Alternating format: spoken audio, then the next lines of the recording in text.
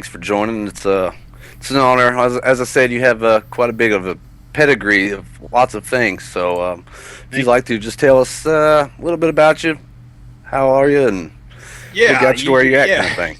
Looking at your resume, an actor, Yeah, ambassador for Operation Supply Drop, that's worked right. for Lucasfilms. I mean, really, you look at your bio, you go out surfing in California, hiking. You are living the dream. How did you get I feel there? lucky. I feel like I am, honestly. I feel very lucky and very blessed. But yeah, it's been a long road. That's for sure. It certainly all didn't, just appear. I was in the Marine Corps, as you guys know, from 90 to 92 during Desert Storm. As we just talked about, I never got lucky enough to be deployed. I was with 2nd Lad Battalion. They deployed while I was in combat training. Then went to Stinger School. I was a Stinger missile gunner. And then, of course, when they got back, we joined up with the battalion who had just come back. So they're all salty, and they're looking at us like, which was a lot of fun to be the new guy in that environment. No, it wasn't. It wasn't at all. And like, look at these pogues, they stayed behind. Yeah, and meanwhile, we're like, oh God, we wish we could have been there, and they're like, yeah, right. Yeah, I went through the same thing at the beginning of OIF, but everything Yeah. happens for a reason, though, right? It does. You just have to look at it that way, or you could drive yourself mad. But yeah, so I ended up actually on a medical. That's why I was only in 2 years, and I had no idea what I wanted to do with myself because I thought I was going to make a career out of the Marine Corps. I was going to go to college and become an officer and blah blah. I'd had a crazy, tumultuous adolescence. With all the pitfalls of adolescence, I hit them all. Every speed bump, every pothole, whatever. So I figured I'll go in the Marine Corps first, and then go to war, and then I'll go to school and become an officer, and all that just poof, gone. Smoke. So yeah, like things happen in life, which is why you always have to be prepared, and I wasn't, and so yeah, I had no idea what I wanted to do. Went back to Orlando, where I'm from. And I was just doing, stuff like guys do when they get out, delivering pizzas, and which is a whole testament to how screwed up our society is. You get out of the Marine Corps, and the only job you can get is delivering a pizza. But that's a whole rant for later on if we have time to. Next week scheduled show. So I was doing that, and as fate would have it, I ended up talking to this dude at a party one night.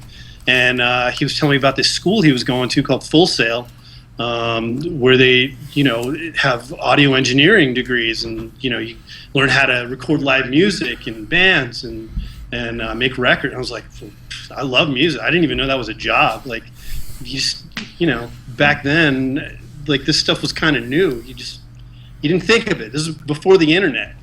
If any of the So viewers you like. remember. You like music? Who's your favorite band of the '90s then? Social Distortion. Oh yes, you're the man. I was wrong. What about of the '80s though? That's the real question. Yeah. All right. That's a tough one. Yeah. See, now he's starting to think. Yeah, let me come back to you on that one. All right. The first thing that came to mind was Black Flag. So, I don't know. I'll have There to you think go. about it. Jane's Addiction definitely springs to mind. Anyway, so I was I just saw that. Yeah, Social D. So anyhow, so I'm talking to this dude, and I'm like, oh my God. So I go down there, and I go to Full Sail, and I sign up to do the audio degree. And while I'm there, I realized they have a film program as well. And I was like, well, I love movies too, so I should do that. And lo and behold, long story short, got both degrees and moved out here to LA, and I started building sets because, what do you do? Swinging a hammer and looking for work. And the school calls me one day, and they're like, hey, George Lucas is getting ready to do the new Spielberg Lost World film, and they need another guy. Are you interested? And I was like, Who's going to turn that down? Yeah, I'm kind of busy this weekend. exactly. like dripping. I'm working at this, in Burbank at this set building facility, and I'm filthy and sweaty, and I'm like, yes, yes, when can I speak? Oh Yeah. my God. So do they have air conditioning? It Yeah. was that kind of thing. And so I went up there, got the job, ended up working with those guys, with Luke. Worked on Titanic for 6 months. Worked with Cameron, which was like a dream come true. Having grown up on Aliens and Terminator and all that. Oh wow. Yeah. So that was an amazing job. But I'd done a little bit of, back then when you were in film school before the internet. Everybody just kind of used each other in their films. Instead of like putting casting calls out for actors, we would just use each other as the actors, and I loved it. But I never thought it was anything that I could possibly make a career out of. So when I was up working at Skywalker, when the actors would come up, they would come up like to do their looping sessions and their ADR, and I would end up hanging out with them, and I was like, wow, like these are just regular people. Like if they can do it, like, I can do this. So I spent about a year, maybe a year and a half at Skywalker, moved back down to LA, and started just immersing myself in acting, doing theater, getting an agent, trying to get in the union, doing commercials, anything I could do. That's the nutshell version of that. So what was your first bit part that you got? Oh God, so many. There's probably so many shows and movies that you could probably find me as an extra, somewhere What was your most fun then? Which one did Yeah, you there enjoy you the go. most? enjoy Of the all most. all the multiple roles and stuff, which one did you enjoy the most? Of real acting or of that stuff. Yeah. Real acting. Um, Start off with. God. Well, I did. I mean, I got to do a thing in Pearl Harbor that never made it to the film. That was really cool. But acting wise, God, it's so cool because like you do this, you have this body of work, and then other people go and you work with people, and they go on to do other things. I think my first paying gig was a pilot called The Privateers, and it was about pirates in space. Right. And right, This is the wait, 80s? This is the 80s? Was that based on the game Privateer, or is this like completely separate? it Okay, might be. But the because lead yeah. of the thing was Carl Urban, who we all know. Went Oh, on really? to do amazing things. Like he's in Lord of the Rings, and the whatever, Born and all that stuff. Red. So you do these projects, and like it's cool to look back and see like where people are and what the thing never went anywhere, but we're still here, so Yeah. it's kind of cool. And if I'm not mistaken, that was my first paid union acting gig. I'd have to look at. I kind of looked over, your bio and everything, and it looks like you've done stuff for History Channel also, and Yeah. a lot of military-oriented roles. Now, is that just natural because of your Marine background? I mean, obviously, I know a lot of big actors don't like getting typecast, but surely, there's a point where you say, hey, man, I'm continually playing a badass and representing my country. I love this. Yes. I mean, how much did that play into, your roles in Absolutely. acting? It is. It's an honor, like to be able to play those roles. I have a new movie coming out called Submarine Kid with Finn Wittrock from Unbroken and American Horror Story. We play Marines in Afghanistan, which it's an honor to. Isn't to that in play those September? roles. Yeah, September. Did I I read that believe wrong? is- It is is the September. release date. That was a great experience. I'm stoked for that to come out and everyone to see it. But it's this funny thing, and it's funny that you said like typecasting and pigeonholing, because you do, like as a young, new naive actor, you worry about those things. You're like, oh God, I don't want to get typecast. I don't want to fall into that. When really a really good lesson, if anyone is interested, you should do everything you can to get yourself typecast and pigeonholed when you're first starting out, because that means you're working. I made a huge mistake for about the first 10 or I don't know, 8 or 10 years of my career. I wouldn't do a whole lot of military stuff. And I think it was a mistake. I think if I could go back and do it again, because as soon as I started doing it and putting myself out there and working with, there's a bunch of groups. There's like Combat Casting and Tactical Media Group, and they're always doing stuff. So if I could have been doing that instead of what I was doing, which was bartending, which was taking up all my nights, all my weekends, I wasn't. I know that role. Exactly. Yeah. I wasn't networking the way I could have been. I think it's if you're new to the business, worry about that stuff later. Worry about branching out and being fancy later. First thing you want to do is get a job and get people to know your name and your face and what you can do, and that you know how to do, the fundamentals of the job before you start. Unless you've been to Juilliard or something like that, you just want people to know that you can show up, know your lines, hit your marks, and do the job. So yeah, as soon as I started doing military stuff, boom, it skyrocketed. And so that's also, I guess, how you got into the whole hardline battlefield thing too, right? Totally. Absolutely. My agent at the time, which this is what, 4 or 5 years ago now, called me and they were like, "Hey, are you interested in doing a video game?" I was like, it was like that call from Skywalker, Right. from Full Sail, and I'm like, "Yeah, yes. When should I get there?" And they're like, "Calm down." So they're looking for. They're doing a game called Army of Two, and they're looking for. And I was like, "Oh, I've heard of that. Yeah, they want real vets, that are actors." And I'm like, okay. So I go down there and I show up, and I meet everyone and do my audition, and didn't hear back for like 6 months or something crazy like that. So it's probably 5 years. And you were doing like motion capture for that as well, more than just the voice acting, right? That's what it was. It was for, and I didn't know, but it was for mocap alone. So like 6 months goes, and then they call me and they're like, "Hey, come in. We want you. We're interested." So I go down there and I do the job, and I find out that it's all just motion capture, and I'm like crushed, and Right. like not to take anything away from any other actors, but when you're sitting there and you've been in the military and you're watching actors that clearly never have, trying to make the dialogue believable. And you're just like, "Oh God, let me out of my cage." Yeah. Put me in the coach, Right. Yeah. Put me in. this. Like, I'm gonna go beat the crap out of that guy and hog tie him in the bathroom, just so I can get this role. But I didn't do that. I calmly, it's like one of the questions you guys were gonna ask was, do you ever end up military advising?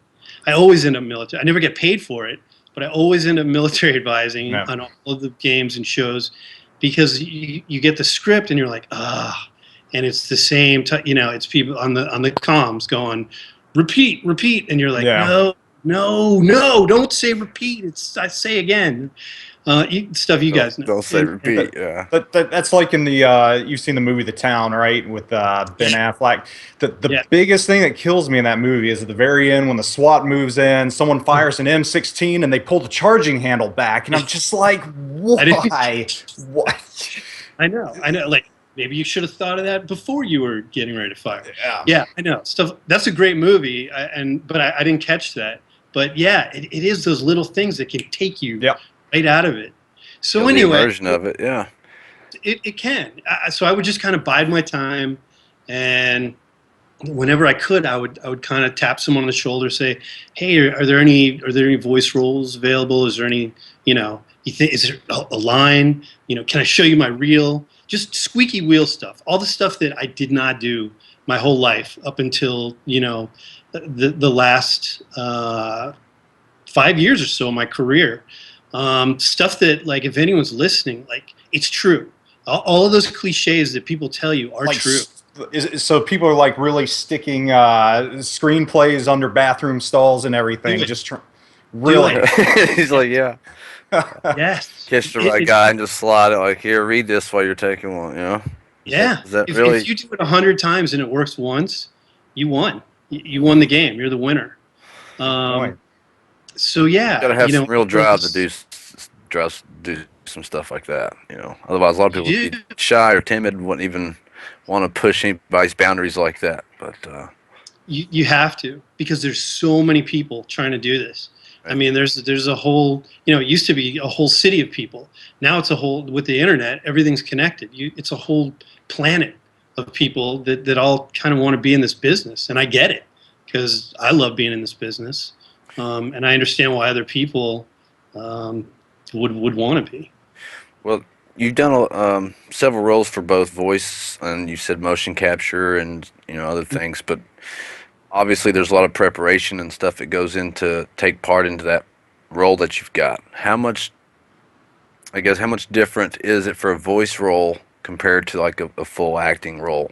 Is there a lot of difference in preparation, or Well, just kind of just learn your lines and go with that, or with video games is a little different because 9 times out of 10 what will happen is you'll do the mocap on the day, and you're doing your dialogue at the same time. So you have to be off book. You have to know you can't be holding the page right? as you're doing your motion capture, obviously. So so in the same way you do a film, same way you'd approach theater, TV, or anything else, you have to know your dialogue, and you have to have that character built, because you at the same time you're doing motion capture, you're also doing the performance capture aspect of it, which is all the dots on your face that read your facial expressions. So it's imperative that you're in character and that you're really doing. I mean, the technology's come leaps and bounds. It's incredible. On Warfighter, they actually had like this camera setup, this helmet rig with cameras that are recording every nuance of your face. But later on, after the animation's done, you're going to go in the booth and you're going to redo. Most of the time, you're going to redo your dialogue in a ADR. So you've already done it. So you have a guide track. You can listen to what you did on the day for the mocap, and then do it over.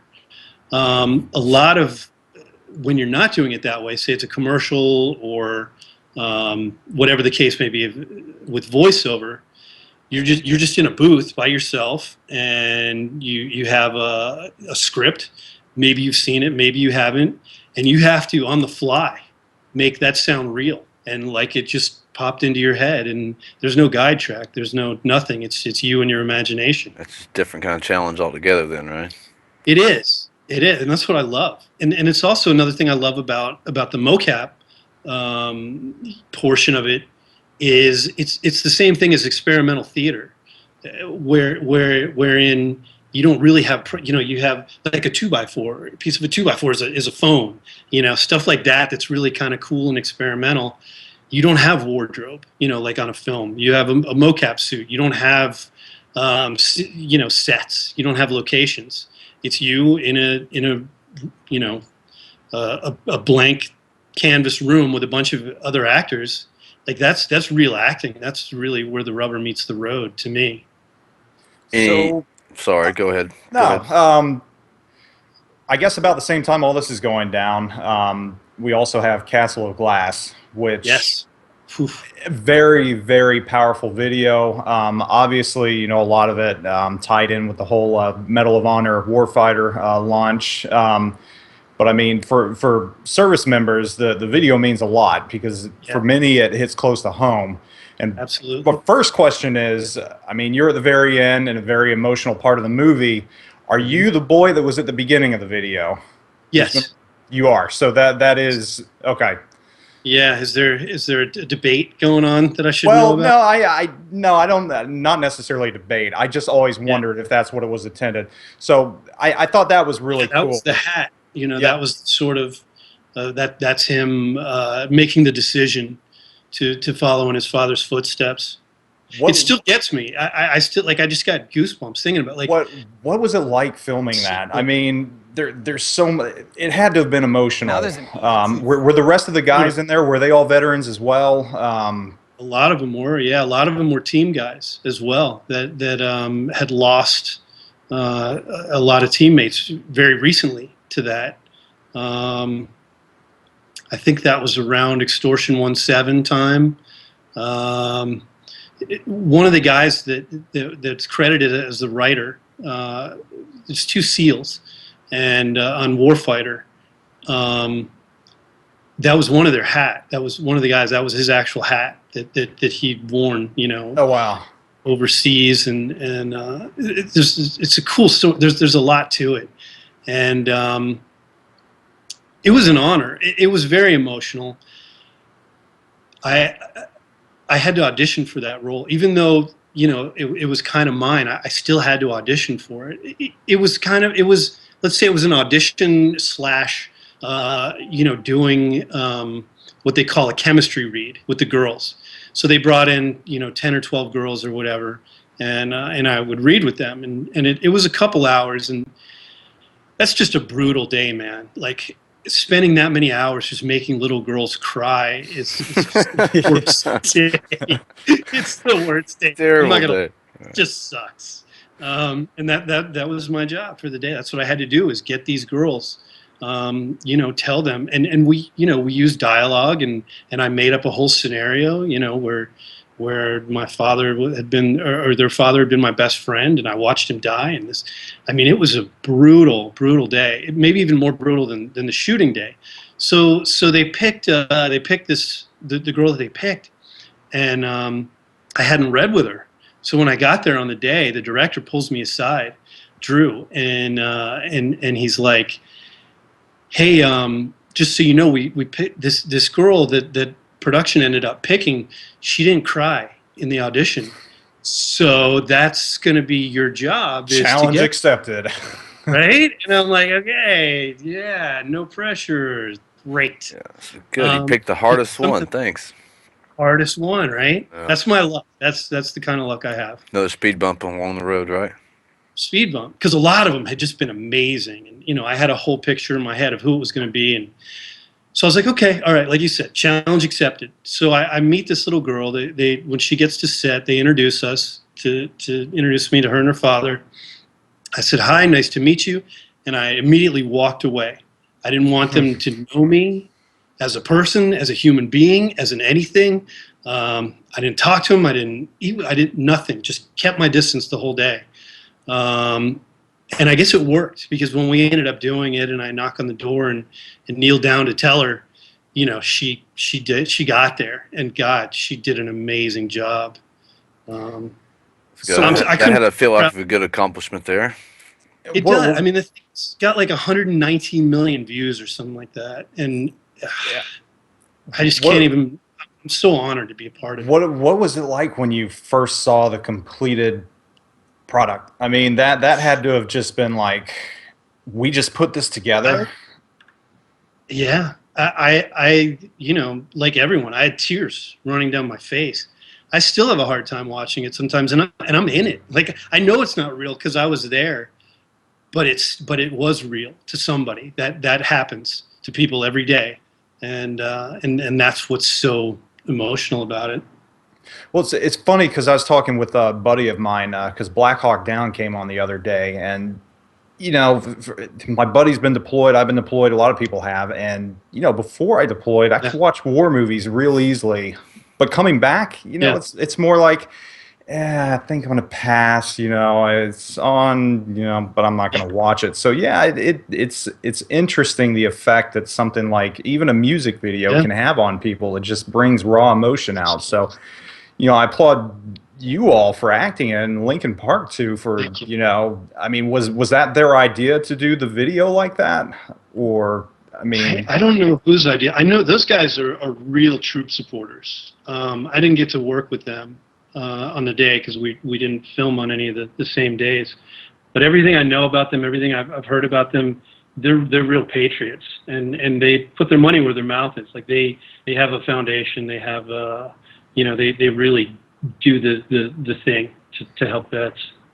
And just making that, I mean, just lending their name to that, again, almost 120 million views. Just them having their name on that and having that be their song, and putting their games or their songs in the Medal of Honor games, which are or were, and we can talk about that too at some point. those were the realistic. Those were the ones that were, Call of Duty is fun, but it's a Michael Bay movie. Medal of Honor was supposed to be the one that's more sort of for us, Yeah. realistic. So yeah, big props to Linkin Park. So kind of lighten the mood up a little bit now, since that was a little emotional bit right there. I saw you work with Vanilla Ice. Is that correct? Yes. Yes. What was that like? I mean, seriously. Absolutely. He. Well, first, let's tell everyone what the video was. I guess the movie. So it was a Matrix parody. Yes, the Helix Loaded. It's about 10 years old now. I don't know. Have you guys seen it yet? I've not seen it, but now I'm intrigued. Yeah. Now I want to see it. I'm going to be honest. I haven't heard of it until I looked at IMDb, but I am intrigued as well. I mean, it's got you in it. Thank you. I think it's actually on YouTube now. I think you can watch it, probably for free at this point. But yeah, it was a spoof of the Matrix. It was never created to win any awards. It was supposed to be, it's a spoof, for God's sakes. Right. And Vanilla Ice is in it, and it was to work with. I got to tell you, he gets a bad rap, and I know that's a horrible pun, but he is a really good guy. Exactly, rim shot. I did not want to like him at all. There's a public persona that happens with celebrities, and you see it, and you make up your mind. You get an opinion before you know the person, which sucks, but we all do it. And the crew, we had been working together for about a week before he showed up, so we kind of had this nice, tight, cohesive group, cast and crew, and it was kind of like the elephant in the room, like. What's going to happen when Rob shows up? Like, is it going to just destroy everything, put everything into disarray? And I was kind of nervous about it because I kind of start sinking. Yeah. Go into go. Is he going to, is he going to deep? Exactly. Yeah, just whisper that in your ear as he walks by. Like, what? He does. Yeah, ice. Sorry, go ahead. That's how one would imagine from somebody who's never met him. So totally, you think he's going to be a total cheeseball, right? Yeah. And man, Vanilla Ice. The name itself is pretty cheesy. Vanilla Ice. A whole image. Right. Yeah. And man, he's a good guy. We're both from Florida, so that was kind of like a bonding thing immediately. We're both pretty conservative guys, which I was shocked. He's a real patriot and speaking of troop supporters. I brought some wounded guys out about 4 years ago to Vegas. He was doing a show, and he got them into the show, backstage, everything free, gave him a shout out during the show. Like, well, that's cool. Yeah, man. He's the real deal. He's a good guy. And also we bonded over our common love of Coming to America, which is one of my favorite comedies of all time. Oh, Eddie Murphy's Coming to America? Yes. Yeah, that's a good one. I still remember like you are fully clean, Your Highness. The girl comes up out of the hot tub. You're clean, Your Highness. That's a good day. It'll be a good day if you can start your day like that. It is. So what is your favorite movie?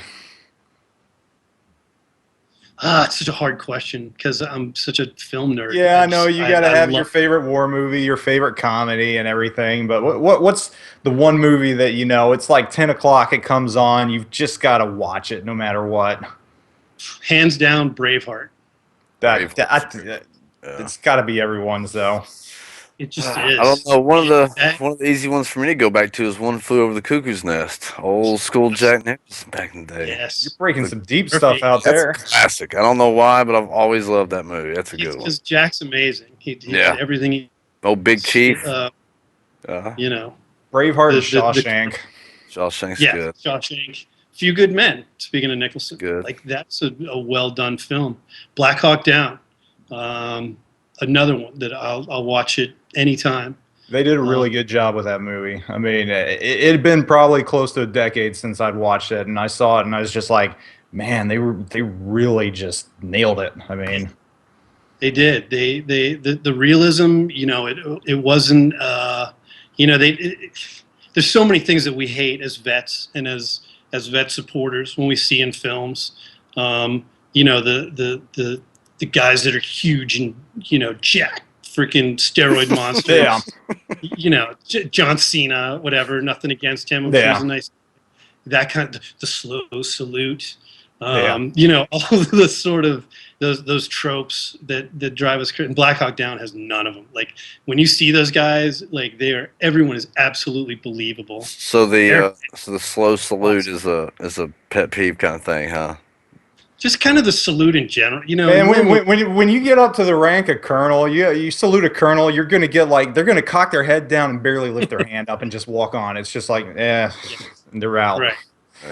It's just a weird thing that these writers that don't know about. It's sloppy, it's lazy writing is what it is. Yeah. Instead of writing a good scene, they just have people have them salute each other real slow.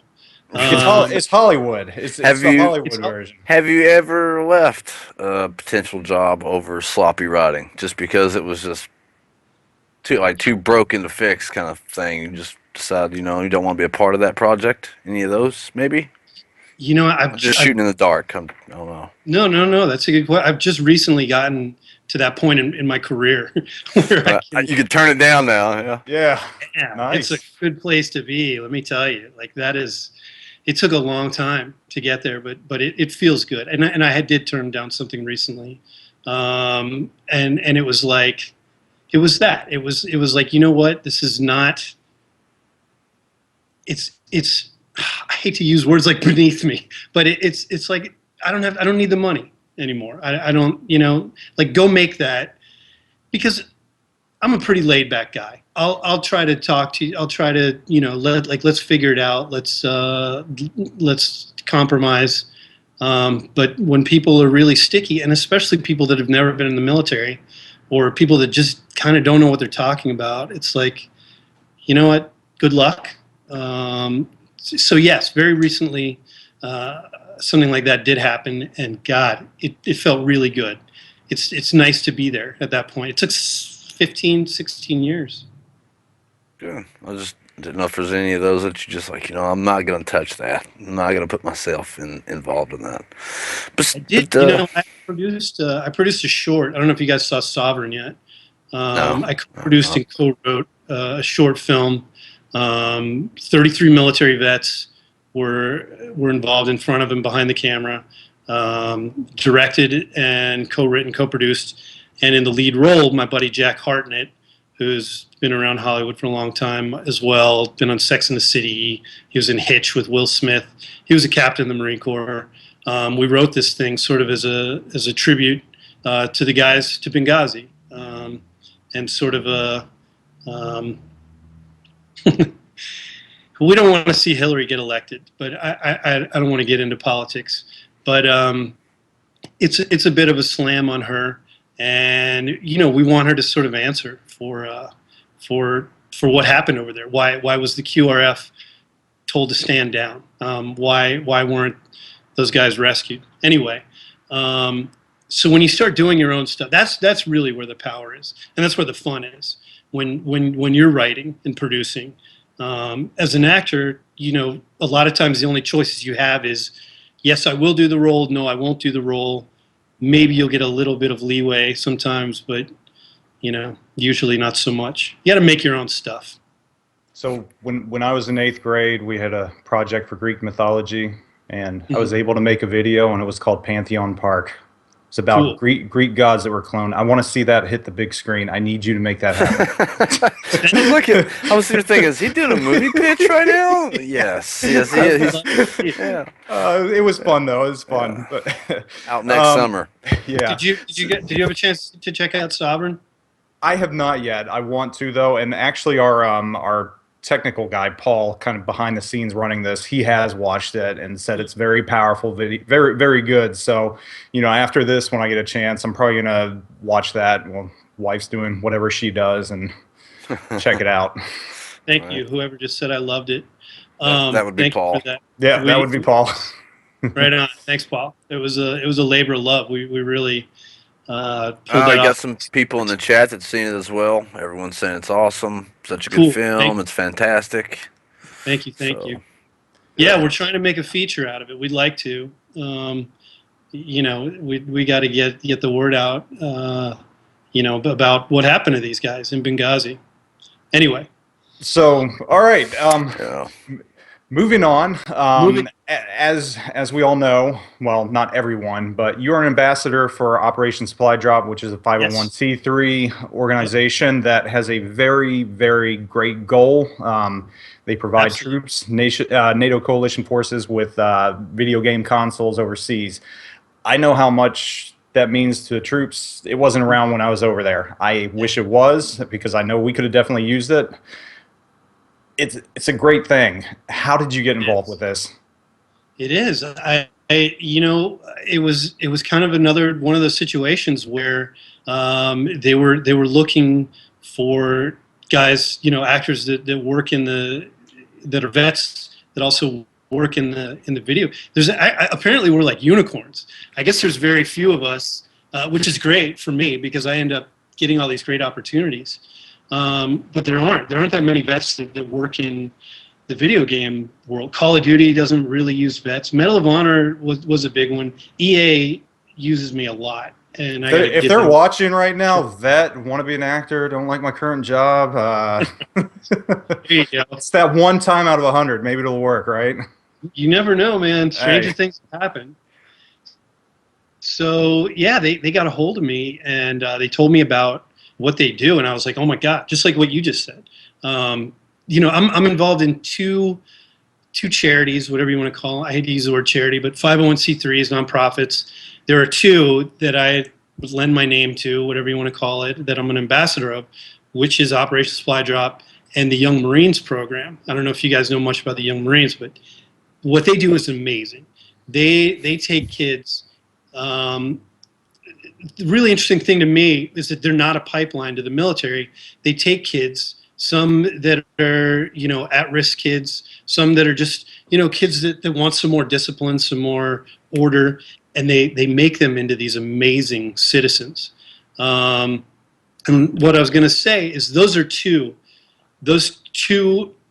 501c3s that I'm an ambassador of are exactly for the same reason you just said. They're things that I wish I would have known about, or that they had existed when I needed them, because I would have loved to have had, I needed that structure, just like I would have loved to have, you know, obviously I wasn't deployed, but, you know, it would have been nice because I know that they send stuff to guys, you know, they send stuff to vets, they send stuff to guys that aren't deployed. They say it's just like a cool thing where they send it to people that need some entertainment, to troops, what have you, that need to know that somebody cares. You know, Get a break from the reality of the shithole they might be in. Yeah, I read today that whether you're deployed or in the States, you still suffer from a lot of that same boredom and that same feeling of wondering if anybody cares. Yeah, I read today that they estimate now 22 veterans a day commit suicide, which that number is. I mean, any number higher than 1 is too much, but 22, and so 22 a day. Did you say 22 a day? That's terrible. Yes, it's a fact. And like you were saying, to say about the VA, which we're going to need a whole other. I'm sure you. We've already penciled in about 3 podcasts for you to come back. So I mean, we can talk about that one offline. I'm liable to get pretty heated over that one myself. My dad, who's a Vietnam vet, he's been dealing with them over a service-related injury from 40 years ago, and it's taken them. I mean, my dad's like 70. It's like, come on, guys, let's. I mean, hope to God he's got another good 10, 15 years left. But you know, it really makes you think they're kind of winding out the clock on purpose. Well, they are. And here's another nice one for you. My grandfather just passed away as a World War II vet in November. He was an amazing man. And passed away at 100 years old. Oh, wow. And my grandmother, who is now in a facility, nursing, whatever you want to call it, they won't give her his benefits because she can't sign her name because she has dementia. That's how disgusting these Yeah, people are. that's shit. Knowing that she There's needs something that. really, really nefarious. Like that's not like weird bureaucratic oversight. That's something that's evil. Well, my mom's told me stories about like returning veterans from Vietnam and just Yeah. how everyone was all trying to do all the support for them and everything, and then when they come back, people here spitting on them and calling them, baby We're killers and we're very their fortunate defense for now, and what they had to do then.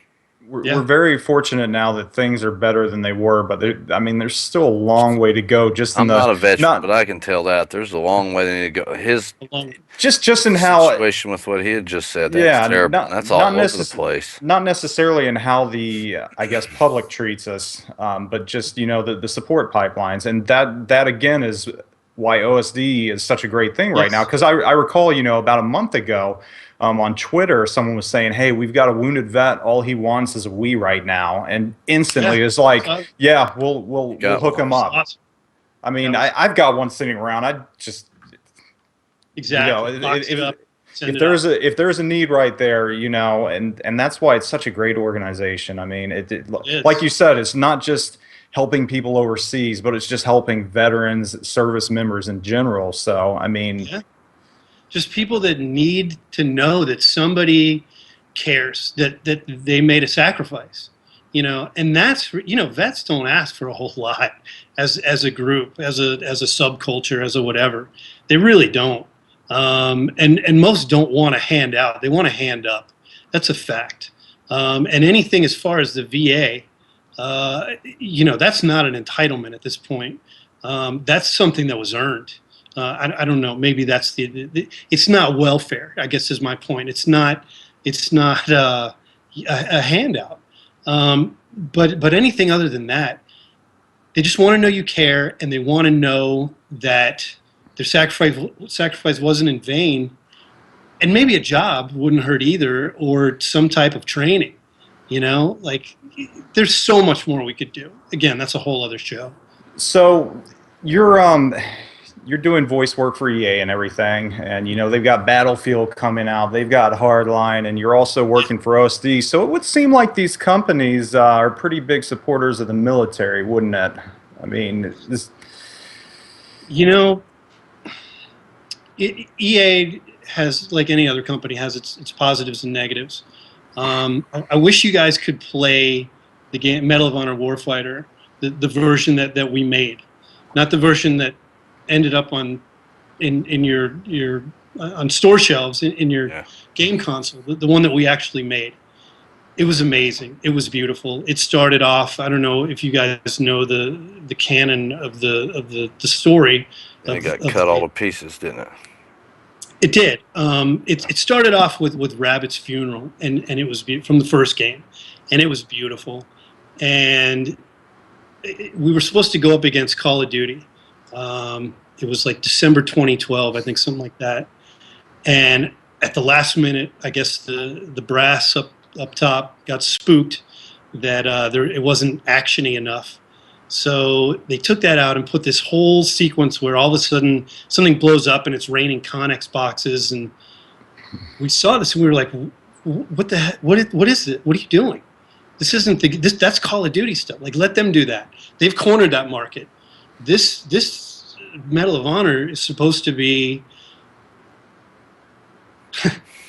the real version. It's supposed to be honorable to our troops and what they do and the sacrifice, again, blah, blah, blah." And they just didn't want to hear any of it. And I think that was a major part of why that game bombed. It was a massive failure. There's no Medal of Honor sequel in the pipipeline. Lost its identity. Well, I had told them, I said, you guys hire a lot of vets. We had a lot of vets doing mocap. We had a couple doing voiceover. We had a bunch that were advisors. We even had some team guys that, I don't know if you guys saw that. They got in trouble for coming in. Some dev group. Team guys came in and helped us out. And the game was awesome. And I'm like, look, you guys, you have to publicize this because Call of Duty does not hire vets. You got to let the public know. You got to get on the news. You got to tell Fox, whoever, that Call of Duty doesn't and Medal of Honor does. And I guarantee you, people will appreciate that. It'll make them want to buy the game for their kids. It'll want to make them buy, for their grandkids. It'll just, there's a sense of community that we have with the military and vet community. Yeah, it's interesting it's interesting how a company like that can look at something like that as a liability when you're reaching out to veterans and you're getting the military community in. Yeah. That's like positive PR right there, especially today. I mean, news organization, like you said, Fox News, CNN, they grab hold of it. They say, look what this big game company is doing. They've got this event going. They've got combat veterans out here. They're having a great time. They're bonding. And it's infectious. It's positive, and it latches on. And people that you wouldn't even think would support a game like that, they start supporting it. Yes. They'd come out of the woodwork. It's just, people are done. I mean, if people are dying for patriotic, it's a horrible word usage. People are starving for patriotic entertainment, entertainment that shows our troops in a positive light. There were a whole slew of films that were made during these last wars that bombed horribly at the box office because they were anti-military. All of a sudden, Act of Valor comes out, boom, makes gangbusters, makes all kinds of money.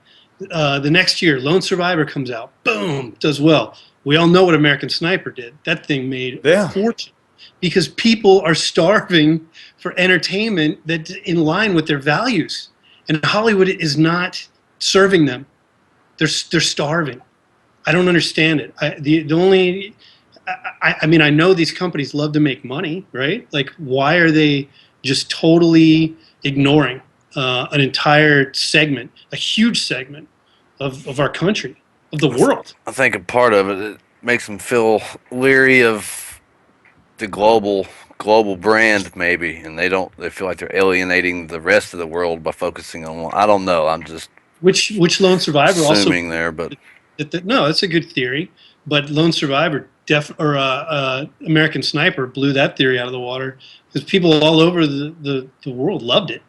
So and then for that matter, I mean, look at Battlefield 4. You've got a war with our two geopolitical quote unquote enemies. You've got China, Russia, and the U.S. all fighting each other. So I guess on that, you can't say that they're shying away from, they don't want to. Yeah, I mean, they eat it up. Let's face it. People in this country like seeing this country kick ass. They do. That's just it's never going to go away. And the people in those you just said that in this country. Some other countries aren't too big fans of that shit. They're like, hey. Battlefield 4, though, if you're Chinese or Russian, you have an equal opportunity to do that in multiplayer. Because when you get on the multiplayer portion, it puts you on every single team, and I've never once complained, oh man, I'm on the China or Russia team. I'm gonna jump out of this multiplayer game and jump in on the U.S. side. So on the Medal of Honor reboot, you could actually play as the Taliban, and people were up in arms. They were like, "Oh no, that's terrible." It's like, you know what? If somebody wants to play as the Taliban, whatever. Fine. It's a game. Yeah, for God's sake. If people get up in arms, it doesn't. You can give people $1 million and they'll find something. Well, this bill's folded up. It's crinkled. What's with this $100 bill? It's crinkled. It's like, dude, yeah, exactly. You got $1 million. What do you care? And throw it out. That's just the way, and that's with movies and games and everything in life. It's just there's somebody who has to be on the opposite end of enjoying it. So what do you have cooking right now with OSD? With OSD, I was supposed to go to E3 with them and did some big Bethesda event. Yeah, I went last year. It was amazing. Big Bethesda event. Fallout 4? It's big event. It's Fallout 4. I've never played a Fallout game. Man. Yeah. All right, you're out. Hold on, I'm going to disconnect Zoop real quick. No, go ahead. Go ahead, sorry. I can't go. That's why I'm not fired up. It's because I can't go. Although it's for a good reason. It's a family thing. But so I was there last year. I'll be there next year. We'll make it happen. But I love everything. Anytime OSD calls me to do something, I just did a cool thing. They had me in a bunny suit on some show, some podcast the other day. That was fun. I'll do So why anything. didn't you tell us you're up for that? You're We telling could me we could send add you in a you bunny suit right now? Yeah, bunny suit. What? I don't have it. I mean, people don't take us seriously as it is. I mean, we could just put you in a bunny suit and we'll top it off. We're good. I'll wear a bunny suit for you guys. Right, right. I'm gonna hold. All right, record that. I'm gonna record that and hold that against you. The bunny But suit. no, anything they want. Same with Young Marines. And I got to give a shout out to Mike Kessler and Bob Borka, who brought me on to get me involved in that. Gunny Arlie Ermy is their big ambassador guy. You know, Sergeant Gunny Hartman from Full Metal Jacket. Full Metal Jacket. Of course. We just did an event in Vegas. It was like their adult leadership conference, and that was like my first big event that I went to with them. And Gunny was there, and Adam Baldwin, who played Animal Mother. Yeah. Was there. He's rad. But they got a really cool thing, and they have a documentary also. It's called Generations of Honor, about the Young Marines. And I got to give a slam to the GI Film Festival, who did not put Sovereign in their festival this year and did not include Generations of Honor after the Young Marines have supported GI Film Festival for years. Hopefully someone will get to the bottom of it. I don't know why. I don't know if they don't. That's here in DC, right? Yeah. You know what? I'll head down the street from my place and I'll go tell them you're mad. Do it, please. Give them a little, rough them up a little bit for me. Yeah. It's like I heard they're honoring Dolph Lundgren this year. What? So I don't know. And like, here's a movie with the 33 vets made this movie, and here's another one, a documentary about the Young Marines. That's not in, but Dolph's movie made it, and that's nothing against Dolph. He's a big guy. But he's a big guy. Yeah, what's his last movie? I don't even know what he was just. Has he been in anything? Rocky 3, right? Wasn't that his last movie? No, he's in a bunch of great direct-to-video movies. God bless him. I don't know. It's just weird. Like it's. I read that. I was like, okay. So if you can go smack some folks around out there for me, I'd appreciate it. I'll wear the bunny suit for you if you do that for me. I try to avoid DC. I got to work in that city. That's bad enough. So, well, with you doing voice acting for a lot of military games and the motion capture and all that, whenever you get to sit down, are you much of a gamer yourself, or? I wish I could say I was. I have a PS4. Some people in chat were wondering what you played on, things of that nature. So yeah, we got people that want to play with you on Hardline or Battlefield 4. I'm gonna have to do that. I'm gonna have to. I've never played online ever. Like it's just ever like anything. Never played anything online. Anything. I've done it on a local. At E3 last year, they had a local online to play Hardline. So I did that, and that was fun. But I've never done it, like the kids are doing, But I should, because it's kind of cool, and I think it's something I would dig. So yeah, I'm interested. I'm not a big gamer. I'm playing The Last of Us right now, which I'm really digging that. And I loved Halo. The first Halo game to me is still like pure magical. But yeah, and obviously Medal of Honor. But you didn't play Halo online? Just play that local? I only played the campaign. It's a great campaign though. Right? Halo, yeah, that first one, oh man, like that was all of them. I stopped at 3, but yeah, lots of fun.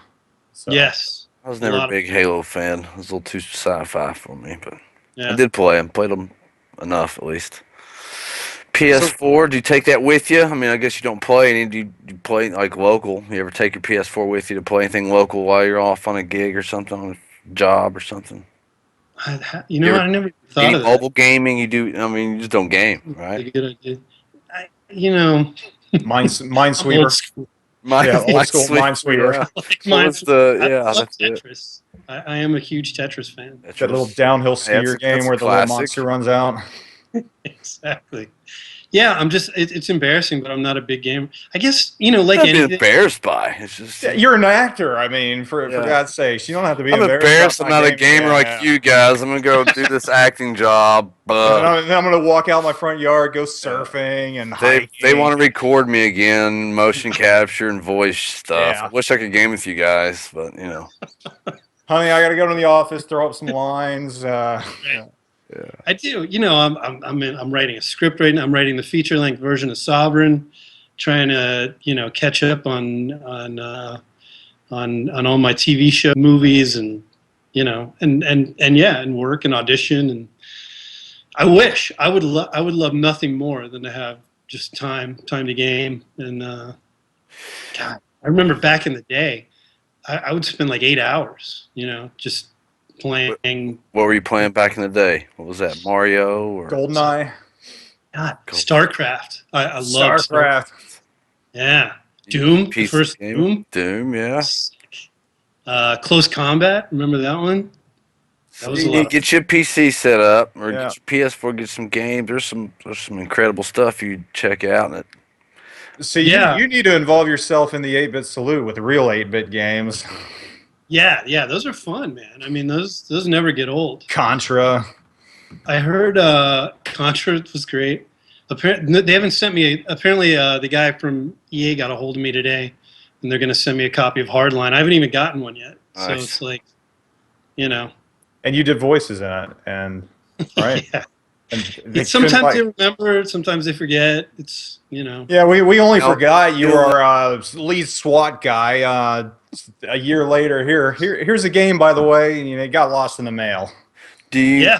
do you That know happens. like the That- the parts that you played in that do you know if they were like multiplayer voiceovers or if it was for the single player campaign or I did. they have you so do like much random stuff. shout outs or did you have some Oh yeah, a lot of that. I was the SWAT, the medic, whatever, the corpsman, SWAT guy in the campaign. I played most of the SWAT guys in the campaign, mocap, and I mocapped a lot of the bad guys as well. But yeah, you work on these things for a year and a half, 2 years sometimes, and like by the time it comes out, like you've already done so many other things, like you don't even remember what you did on that one anymore. Yeah, I was in that one It's- and that one and I was in that. Yeah, you get a CD in the mail. Oh yeah, that's right. Oh, didn't I was play a in this part game. in that? That's Yeah. right. It's That's weird, how I was right? cashing those checks. That's where As long those as checks the were check- coming from. That's right. Exactly. Oh, As long as the sorry. checks clear. Unfortunately, Sometimes you get more. Sorry, No, sometimes you get more by all emotionally means. attached. Warfighter. I was extremely emotionally attached to that game for obvious reasons. I wish you guys could have seen, the version that we really made. It was a beautiful emotional roller. It was like a movie, in that way that it really hits you in the feels, kind of like the Castle of Glass video. That's unfortunate.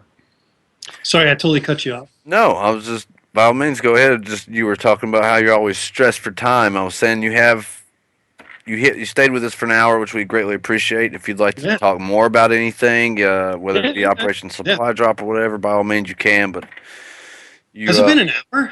Yeah, it's see, been an that's hour. that's what happens, and some people are like, man, I'm so busy, I can't make it, and then we just end up talking and just hang out for a while, man. I love it. I honestly, people are always like, "Hey, do you mind?" I'm like, I love doing interviews.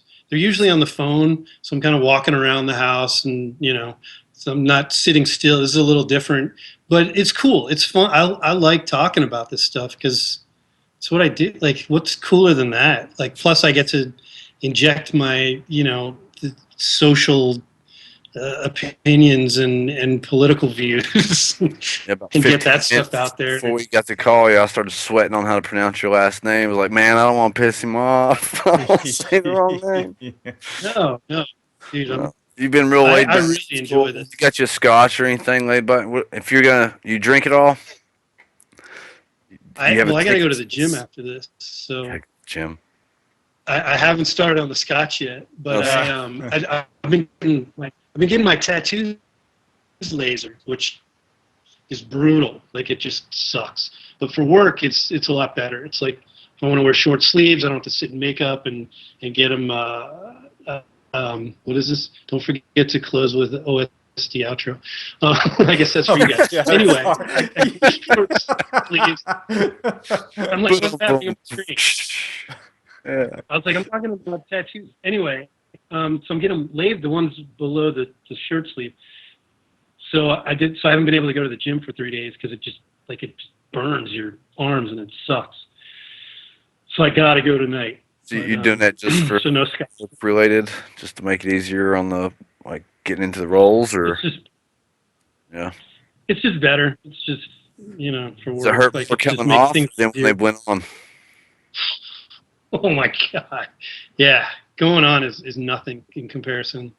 The thing when people ask, the thing I'm most closely can relate it to would when you're cooking bacon and cooking bacon naked, like I like to do, and no, I'm just kidding, but it splatters on your arms. Yeah, it feels like that, just a constant that. Yeah, that would hurt. It's horrific. So how long does the session of that go? You're there for an hour, half hour? No, probably like 20 minutes. 20 minutes, do as much as they can, that's it.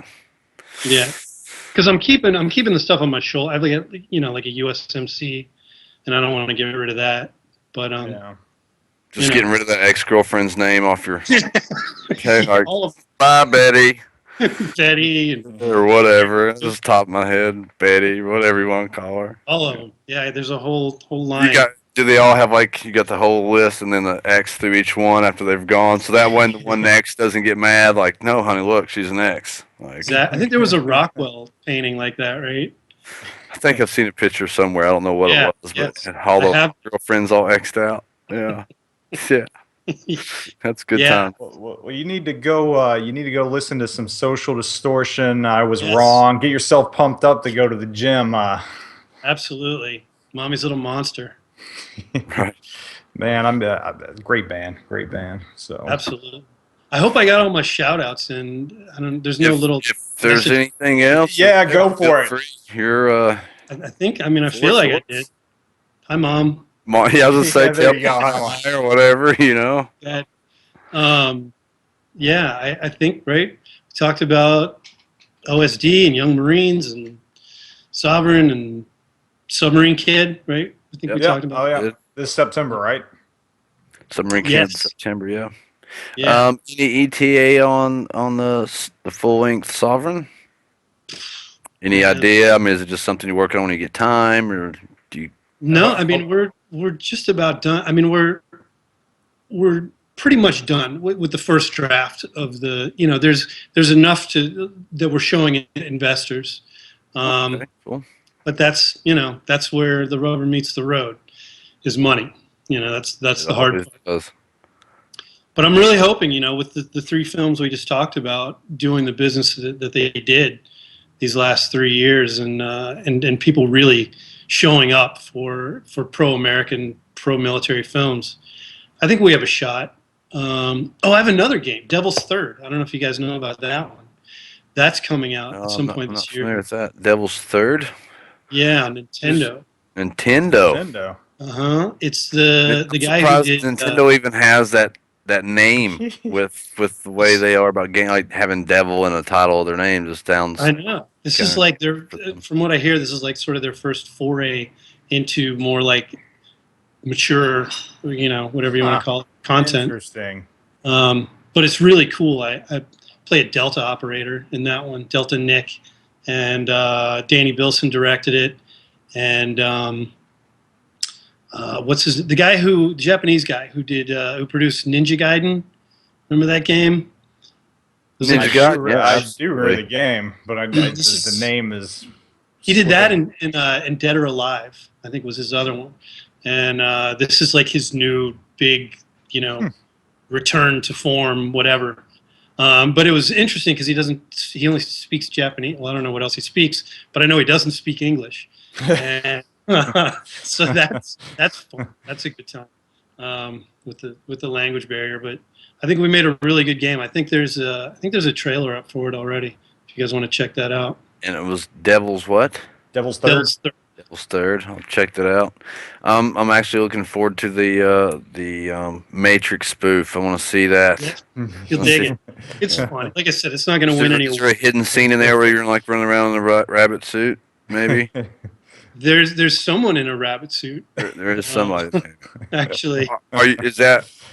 Are you denying that's you, or are you just not confirming that is you? I can neither confirm nor deny. Repeat. Yeah. Repeat. No, I'm just kidding. Repeat.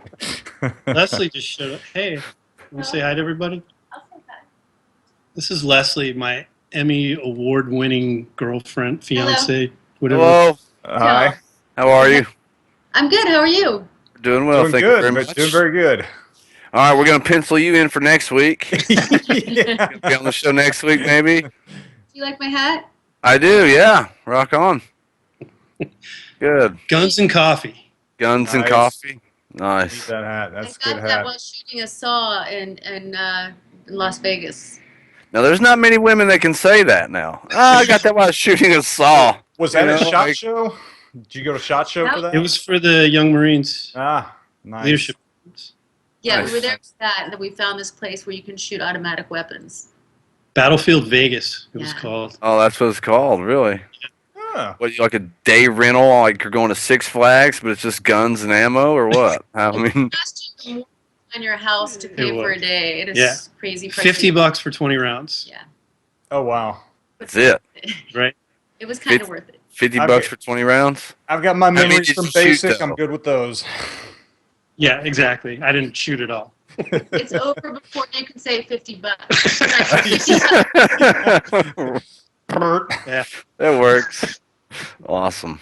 Well, she's home. It's been an honor to have you. We really, Yes. really appreciate you taking the Yeah. time out of your day and schedule to do that. Absolutely. Thank Again, you. we have you scheduled for the next 3 weeks. No, What is that? That's a Da Vinci. can it see at all? It's a one-eyed Shih Tzu. We're bringing Well, dogs on here? My dog's sleeping on the couch. She's just lazy. I mean, it probably has the other eye if you just get some of that hair up out of the way. It's actually probably under there. I checked. It's gone.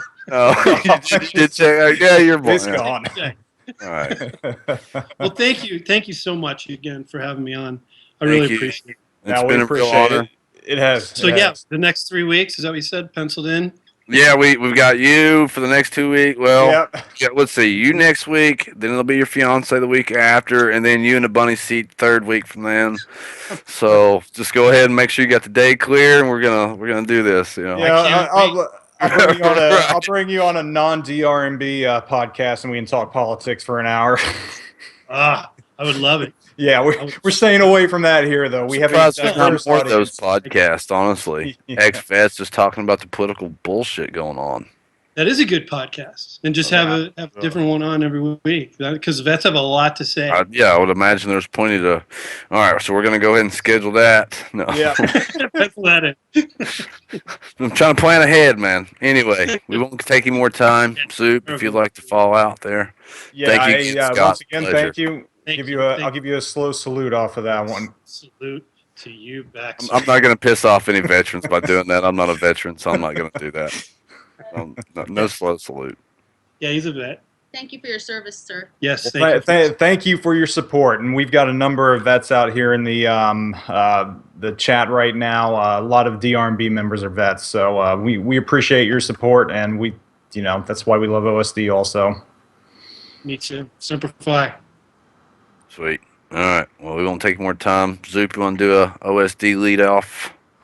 Yeah, once again, for everyone out there, please be sure to check out Operation Supply Drop, www.operationsupply.drop.org. Again, they're a 501c3 nonprofit organization that supplies video game consoles and systems for our NATO coalition forces overseas. Great organization. It means the world to veterans. If you have $1, just laying around, doesn't take much. Just donate what you can to help this wonderful cause out. Awesome. Thanks, guys. Have a great day. Take care, you too.